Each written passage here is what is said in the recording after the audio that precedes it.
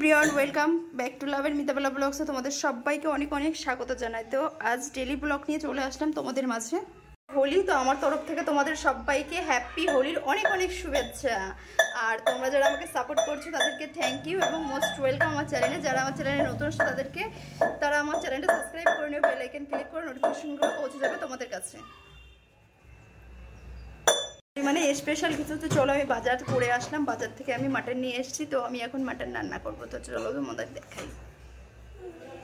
মটনটা আমি ম্যাগনেট করে রেখেছি, দই, হলুদ, লবণ, সর্ষের তেল দিয়ে ম্যাগনেট করে রেখেছি। আধা ঘন্টা মতন রাখবো। আর এখন তেলটা গরম করে দিয়েছি, কড়াইতে দিয়ে দিয়েছি, তেলটা গরম হচ্ছে। আর দেখো ভাতটা ফুটছে, এটা হলো বিরিয়ানির চাল। আর দেখো মাম্মা পাপা কি করছে এখানে, এদিকে তাকাও পাপা, দেখো মাম্মা পাপা পাপা। প্রথমত আমি আলুটা ফ্রাই করে নেব। তো আমি আলুটা কেটে নিয়েছি। আলু আমরা তো সেরকম বেশি খাই না, তো 4 পিস আলুই দিচ্ছি।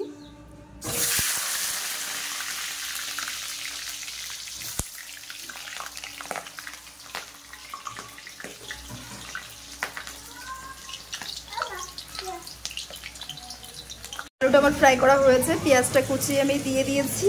আর এই মশলাটা আমি এখন মিক্সচারে পেস্ট করব। তো চলো পেস্ট করে নিয়ে আসি প্রথমত। তো চলে আসলাম গাইস ঘরে, তো মশলাটা আমি ঢেলে নিচ্ছি, পেস্ট করবো তাই।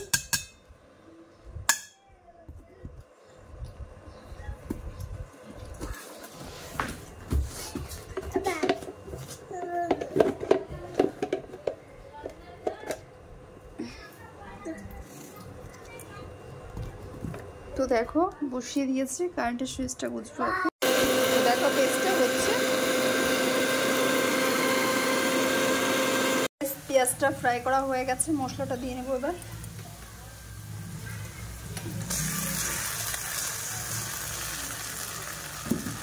মশলাটা সব দিয়ে দিলাম। আর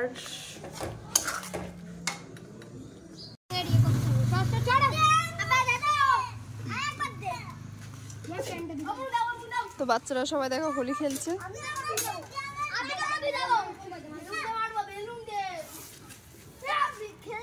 দেখো মশলাটা আমার ফ্রাই করা হয়ে গেছে, এবার মাটনটা আমি দিয়ে দেবো।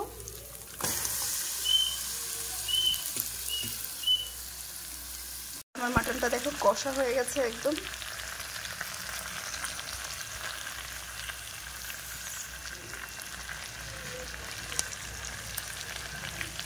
কষানোর পরে আমি প্রেসার কুকারে দিয়ে নিয়েছি, 2টো সিটি দিয়ে নেব। আর এদিকে হালকা একটু চাটনি রান্না করছি আমের। গাইস আমার মাটন কষা হয়ে গেছে একদম, আর রান্নাও কমপ্লিট।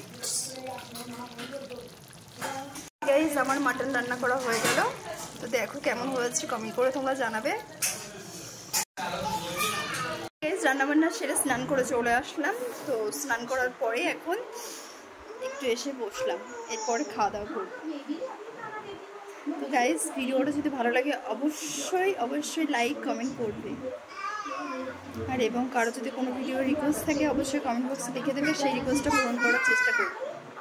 গাইস স্নান করে আসলাম। দেখো এই পাটি, এই বিছনার কভারগুলো এবং এই পাটিটাটি সব ধুয়ে দিয়েছিলাম, সব এনে পাতলাম, পেতেই বসলাম। ফাইনালি গাইস দেখো মাটন এবং রাইস এবং শসা এবং এই চাটনি আছে গামলায়, বসে গেলাম খেতে। তো তোমরাও যে খাবে চলে আসো আমার সঙ্গে।